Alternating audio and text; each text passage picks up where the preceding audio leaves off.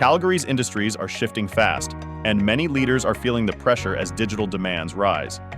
With Canada's net tech employment climbing past 1,400,000 and still growing, the need for reliable infrastructure, airtight cybersecurity, and stronger operational resilience has never been greater. Companies across energy, healthcare, construction, finance, and logistics are discovering that digital capability now determines competitiveness, and the margin for error is shrinking.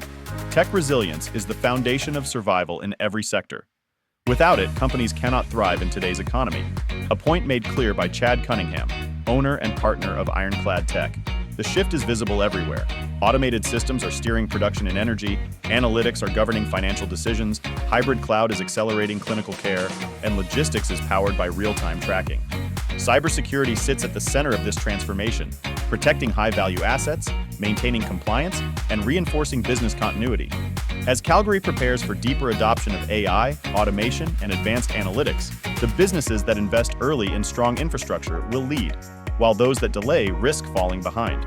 If you want the complete breakdown of what these changes mean for your organization, you can read the full article on our website and add this to your Spotify playlist.